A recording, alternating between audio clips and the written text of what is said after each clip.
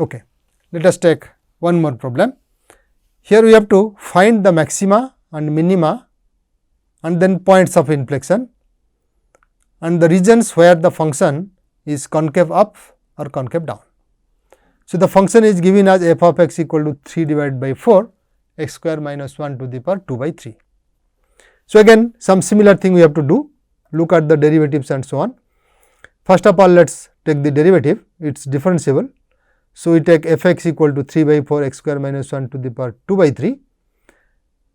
So, it is 2 by 3 is coming. So, there is a problem where it is 2 x by x square minus 1 to the power 1 by 3. At 1 and minus 1 there is a problem for derivative. Okay. It may not be differentiable at those points 1 or minus 1, that you have to check again. But now leaving those points, we have f prime x is equal to x into x square minus 1 to the power minus 1 by 3, or it looks x divided by x square minus 1 to the power 1 by 3. Okay. Now, the critical points are one is 0 when f prime x equal to 0, and the other 2 points are where f is not differentiable, that is at 1 and minus 1. So, we have critical points as minus 1, 0 and 1. So, at 0 it is differentiable, its value is 0 f prime x, other 2 points function is not differentiable. Okay. Now, we look for the sign of f prime x for having an idea about the maxima and minima. So, when x is less than minus 1, what happens to f prime? X is less than minus 1, this is negative and this becomes again. So, it gives you minus. Okay. So, this is negative for x less than minus 1 and it is positive from minus 1 to 0 and it is negative from 0 to 1 and it is positive for x bigger than 1. So, just see how it is going, or you just take, instead of say at 1 you want to find out what happens to 0 to 1, you take 1 minus something instead of x, substitute and see that it gives you a negative quantity. Similarly, we find this is how it goes. So, at minus 1 it is changing sign, at 0 again it is changing sign, at 1 again it also changes sign, right. So, that means x minus 1, x equal to minus 1 is a local minimum, it changes from minus to plus and its minimum value is there, f at minus 1 equal to 0. So, 0 is a local minimum value, local minimum point is x equal to minus 1. At x equal to 0, it is changing sign from plus to minus, here plus to minus. So, it has a local maximum and f of 0, if you evaluate 0 here, you would get 3 by 4. Similarly, x equal to 1 is also a local minimum with its value as 0. So, we have now local minimum at minus 1 and 1 and the local maximum at 0. Okay. So, let us go for the second derivative. If you take the second derivative, you have to work it out. You would get in this form 1 by 3 x square minus 3 into x square minus 1 to the power minus 4 by 3. Of course, leaving the point 1 and minus 1 where it is not even differentiable. So, this becomes 0 at x equal to plus or minus 3 root 3, right, x square minus 3 equal to 0. So, that gives x equal to plus or minus root 3. So, these are possible points of inflection, we do not say it is point of inflection, because f double prime may or may not change sign at there, but that we have to discuss. Okay. So, what about the sign of f double prime x? If we take x is less than minus root 3, we have now 2 points minus root 3 and root 3. So, we will find that it is positive, positive for x less than minus root 3. X square minus 3 remains positive and this is also positive. Okay. So, that gives x is less than minus root 3, f double prime x is positive, and f double prime x is negative when x lies between minus root 3 and minus 1. Then we go for checking the sign of f double prime x from minus 1 to root 3 and root 3 onwards. So, when it is also we have another point 1, right. We have local minimum points at 0 and minus 1 also. So, minus 1 to 1 it is again negative, and 1 to root 3 is also negative. We could have taken minus throughout this, but at 1 only it is not defined, right. F double prime x not defined at 1, that is why we have to break it into 2 intervals here, right. So, we cannot include x equal to 1 here, because at 1 it is not defined f double prime. So, it is negative for minus 1 to 1, negative for 1 to root 3 and positive for x greater than root 3. So, where do you find the point of inflection? It is changing sign at minus root 3, and then out of this it is changing sign at root 3 also, both of them are points of inflection. Now, the graph of f x is concave up on minus infinity to minus root 3, because f double prime is positive in this interval, and also it is positive on root 3 to infinity.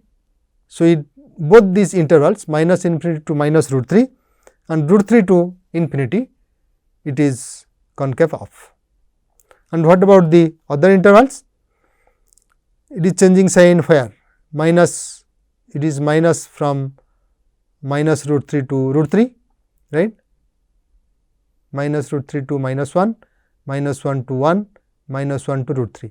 So, it is really minus from minus root 3 to root 3, except at the points minus 1 and 1. Okay. So, leaving those points, of course, it is better to break them. You will say that it is concave down on this minus root 3 to minus 1, it is concave down from minus 1 to 1, it is concave down from 1 to root 3.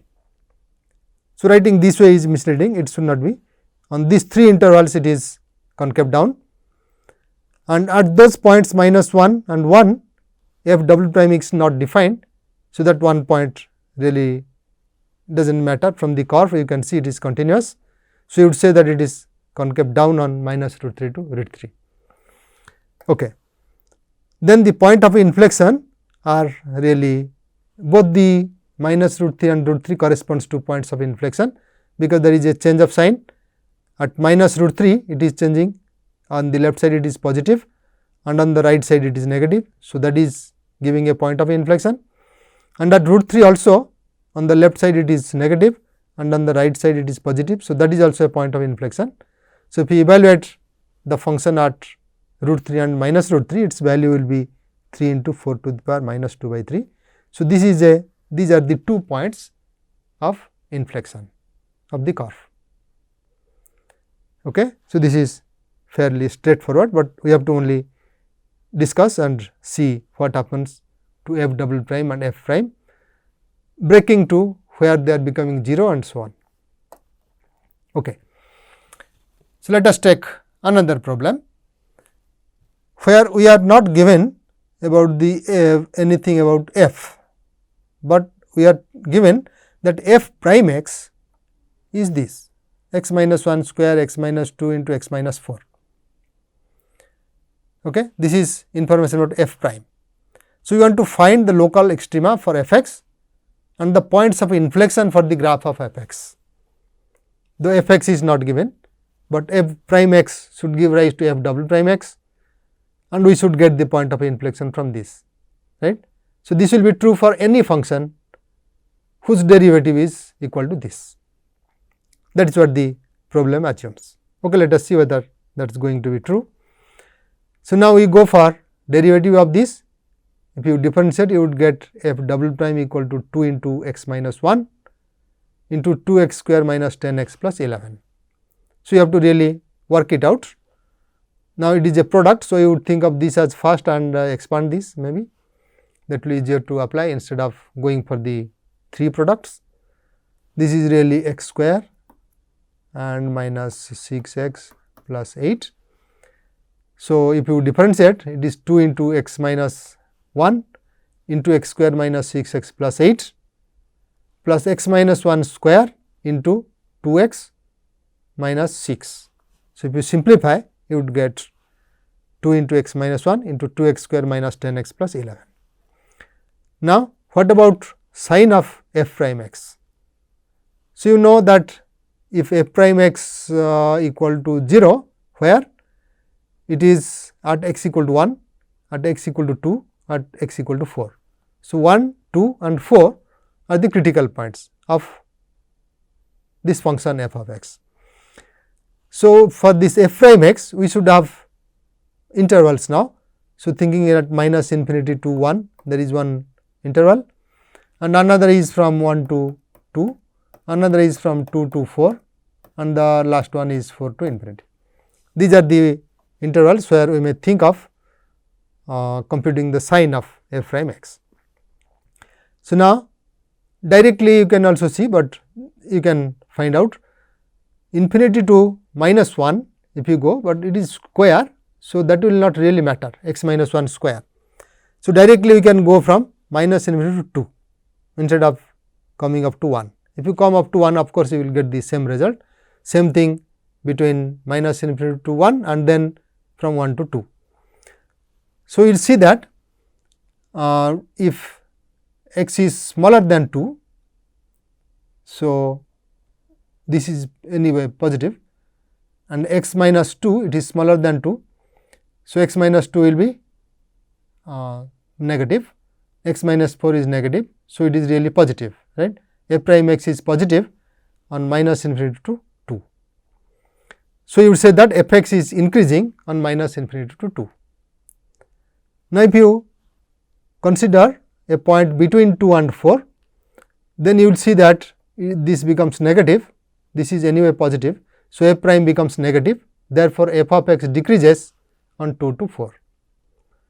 Now, if x is bigger than 4, so this is everything is now positive. So, f prime x is positive, that is f of x increases on 4 to infinity. So, you have some idea about f from this information, that it is increasing on the interval minus infinity to 2, and 2 to 4 it decreases, and again 4 onwards it increases. Now, 2 was a critical point. So, since 2 is a critical point and we know that f x is increasing up to 2 and again decreases after 2. So, there is a local maximum, it is increasing to 2 and decreases after 2. So, there is a local maximum at x equal to 2, and similarly it is decreasing from 2 to 4 and from 4 again it is increasing. So, 4 is a local minimum point, there is a local minimum at x equal to 4. Now, looking at f double prime, we see that this is equal to 0 for x equal to 1, and you solve this quadratic, you would get 5 plus or minus root 3 by 2. So, there are 3 points where f double prime x equal to 0. So, that gives us again 4 intervals, right, minus infinity to 1, 1 to 5 plus 5 minus root 3 by 2, and then from there to 5 plus root 3 by 2, and from 5 plus root 3 by 2 onwards. Okay. So, now we look at the sign of f double prime x on minus infinity to 1. So, that is really negative, right, up to 1. So, it is smaller than 1, that gives it to be negative, and from 1 to 5 minus root 3 by 2 it is positive, and 5 minus root 3 by 2 to 5 plus root 3 by 2 it is negative, and 5 plus root 3 by 2 onwards it is positive. So, it is really changing sign at all these points. So, all these points are points of inflection, and something else it says it is minus on minus infinity to 1. So, there it is concave down, f of x is concave down, and it is also minus on this 5 minus root 3 by 2 to 5 plus root 3 by 2, there also it is concave down, right. And all other 2 intervals, it is 1 to 5 minus root 3 by 2, 5 minus root 3 by 2 onwards, it is concave up, and these are the all the 3 are the points of inflection. Okay. So, now you can try how it will look like. Okay. So, we will try this problem now. It is just asking a simple question, is it true that all zeros of f double prime x are points of inflection? We know that it is not, right. wherever only there is change of sign, they are points of inflection. That is what we say. Suppose f double prime c equal to 0, if there is no change in sign of f double prime x while passing through x equal to c, that is to the immediate neighborhood of c, left neighborhood and the right neighborhood, if you see there is no change of sign, then it is not a point of inflection, otherwise it is. So, how do we give? Here is an example for that purpose. Suppose you take f x equal to x to the power 4, then f double prime x, we have seen this example. So, it is 12 x square. We know f double prime x is vanishing at x equal to 0, but it is positive on the left of x 0, it is also positive on the right of x equal to 0. So, x equal to 0 is not a point of inflection of f of x. Okay, so, we are getting another problem. We are given with a quadratic expression.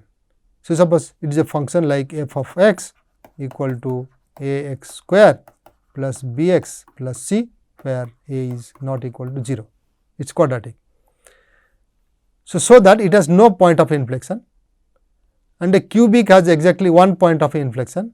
So, cubic means it would look something like a x cubed plus b x square plus c x plus d, where a is not equal to 0. So, cubic will have exactly one point of inflection. That is fairly easy if you try with these functions. So, suppose I take f x equal to x square plus b x plus c, where a is not 0, differentiate it twice, you would get f double prime x equal to 2a. Now, depending on the sign of a is non-zero, a is either positive or negative.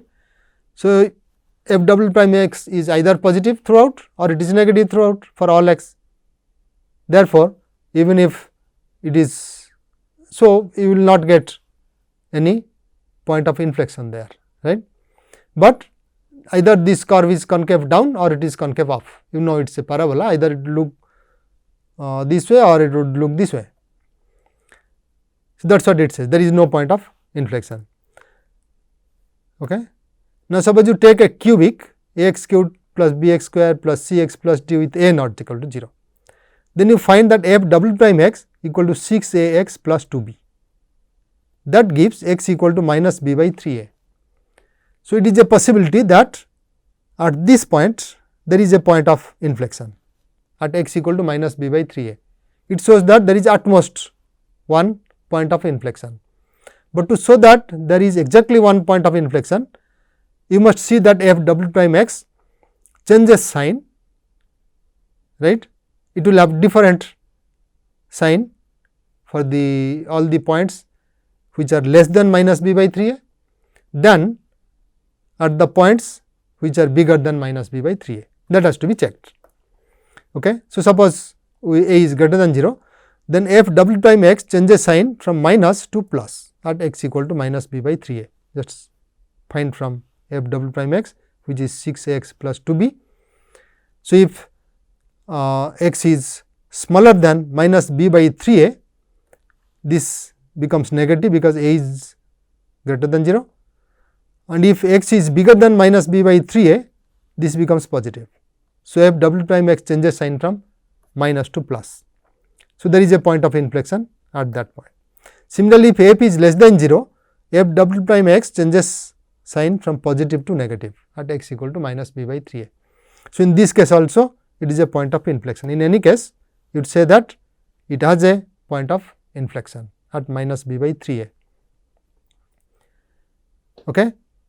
So, now there is some extra information here. It says that f prime x exists everywhere, so that there exists a tangent at x equal to minus b by 3a. That is to be checked everywhere, because our definition says point of inflection means there should be a tangent and there should be a change of sign.